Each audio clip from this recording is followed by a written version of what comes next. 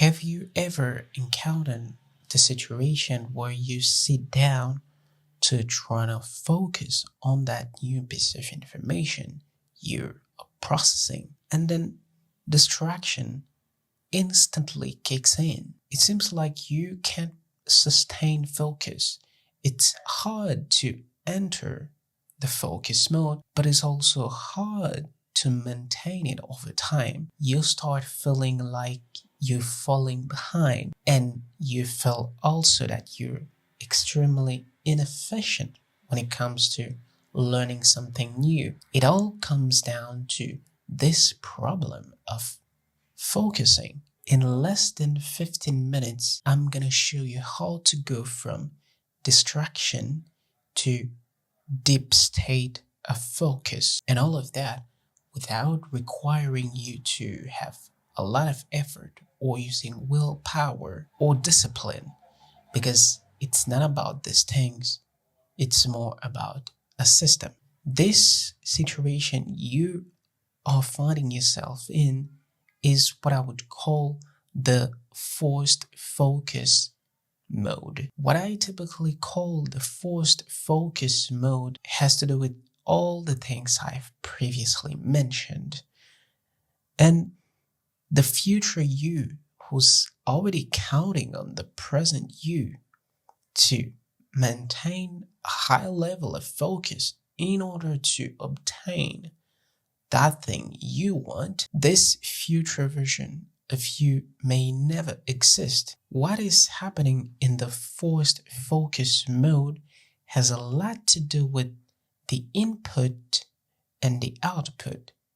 The input is all the elements that are actively participating to either increase how good you are at focusing, and then all the outputs are related to how productive you are. The problem is when you find yourself in this trap and constantly forcing things to happen, constantly trying to maintain focus, you ended up with a surface level of learning. You're not able to go deep enough in any of the topics or materials you're going through because you don't have enough focus to absorb, to consume the content. The real problem, the real cause is that your system is broken. Your system is broken, and ultimately what we'll discover today is that you have to enter in the input and figure out how many elements you can ultimately control before you enter deep focus. What are the elements you can control? You see, I've personally had to deal with this problem of focus before. On campus, after attending classes, I remember that I've been able to gain a lot of insights regarding the materials we were going through. However, the moment I go outside, I would sit in front of the building for the medical students. I would typically go and sit in front of the building for the medical students. I'm not gonna lie, this place was particularly noisy. There might be new students asking a question about the campus, and all of those interruptions were part of the problem. Things that I understood during class, suddenly I no longer understand them, or I've lost that understanding and I have to go back and regain it. The first realization I've had was changing the environment could produce immediate improvement. Although there are a lot of things we need to pay attention to, but the simple fact I was able to go from sitting next to the building and get back to my apartment was already an improvement. By the way, if you want to learn faster, upskill yourself, become more valuable on the market, this channel is for you. Give us a like and subscribe so you don't miss the next video. Thank you. To make sure I can share this lesson properly to you, there's one important belief we have to challenge here. This belief is that focus is the same as discipline. However, the truth is that focus is more about input management. It's not directly related to discipline. See, one thing about the human brain is that it has to process a tremendous amount of information per second, and most of those informations are going through the thalamus. Not everything is going through the thalamus, but the thalamus is the gate of our consciousness, and a lot of information has to go through this gate to be filtered. Now I want you to think about focusing, that it's not something about pushing harder. It's not about the amount of effort you're putting in. It's more about how good you are at filtering. It's about filtering better, not increase the effort. It's about filtering better. That's why we put it as input management, removing things, filtering the elements that are under your control. With that being said, now we can start focusing on the system. We have a system that I called the EPF. We're calling it EPF to remember it easier, that the letter E stands for environment, the letter P stands for plan, and the letter F is flow. Let me show you how the system should work. Environment. The first step of the protocol of the system that I wanted to share with you is the where. Why it matters?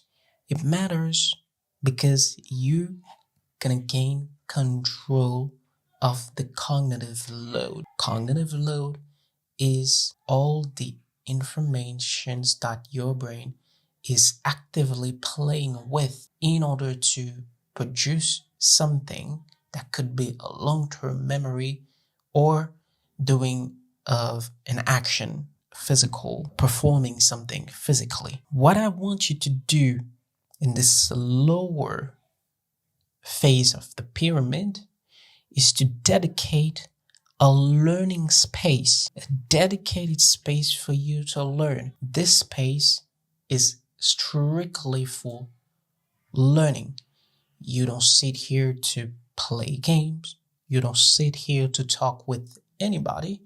You don't sit here to eat, to watch Netflix. The second thing is probably one of the most important, but I think that by now it should be something obvious to anybody, that the phone, if your phone is not playing a is not part of the learning process, it's probably playing against it. And one thing I'm gonna say here might actually be extremely controversial for most of you, but music music is part of the noise when it comes to focusing and to learn. See, when you're playing your favorite playlist, especially if you're a musician like me, the things you wanted to focus on, your brain starts using its cognitive load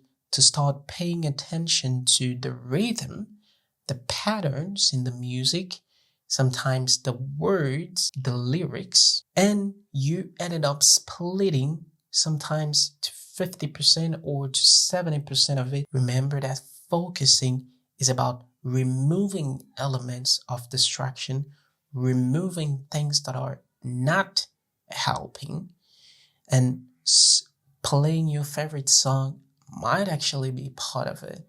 And I'm going to be honest with you, to put on the headphones and play something, it's usually a constant background of wind, It could be the ocean, it could be a forest sound.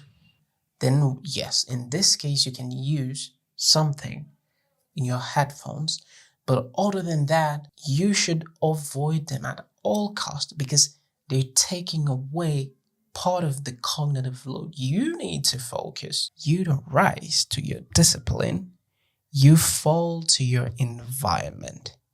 If your environment is ultimately designed to help you focus, to help you be disciplined, when you need either one of them, then yes, you're gonna find it pretty easy to become a focused person once you've designed the environment so you don't rise to the level of focus you want, but you fall down to the level of design of your environment.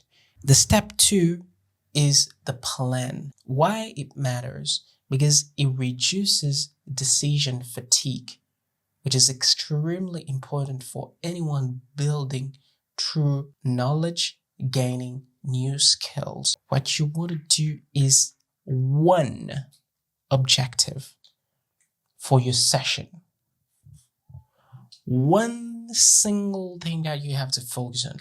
Not two, not three, not four, just one at a time. This forces you to go down to the essentials. My personal preference regarding the plan is to whatever material I have to go through, I apply a type of technique called priming. There are different ways you can do that, but my preferred way is through questions, Socratic questions, because usually a Socratic question is built in a way to force you to think from your already existed patterns, things you've lived, things you've experienced.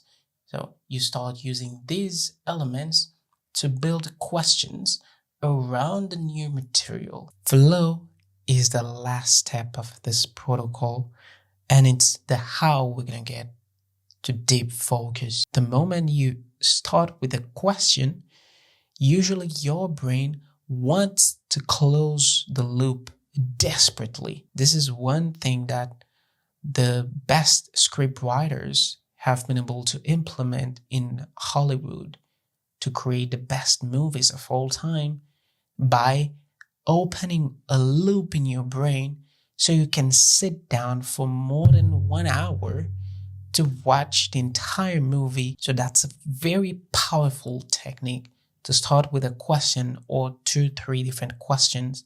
Now your brain wants to close the loop. There is one golden rule, which is to never mix the learning space with anything else, especially entertainment. The space in which you'll learn. So to go back to my story, after implementing this protocol I specifically shared with you today, I was able to increase significantly how I was able to focus because I've designed these things. Wherever I go, I typically design the environment, reduce the noise, put the phone down if I'm not actively using it for the purpose of the learning session, and find a space where I'm not going to be interrupted, not that many things that are going to distract me. Then I move to step 2, and then step 3 becomes automatic. However, even with the protocol, most people are still not going to be able to go through it and achieve deep focus because of certain mistakes they make. Here's why smart people still fail at this. The number one mistake is the belief that focus is more about willpower than anything else. And what ended up happening is that they burned themselves out for using willpower too many times. Mistake number 2, thinking that the environment doesn't play a major role in the focus in the ability to focus. Well, that's wrong, because the reality is that you're going to get constant leakage. You're going to be distracted every 5 seconds. You may not be able to focus for more than 20 minutes without interruption, which is not ideal when you have incredible things you want to do. Mistake number 3, which is overloading yourself in just one session. That's why in step 2 of the protocol, we mentioned that we need one element. If you can focus for 25 minutes, high quality of focus during those 25 minutes, you should dedicate those minutes to focus on just one thing, not 20 elements, just one thing. Actually, you don't need willpower at all when you want to get into deep focus or flow state. What you actually need is a system. I shared this one with you, and feel free to share yours. If you actually have a better system than this one, you can share it in the comments. Share your thoughts about this one too. Maybe we can improve it over time. And thanks for watching. You can check this video because it talks about something else important when you want to learn better. See you.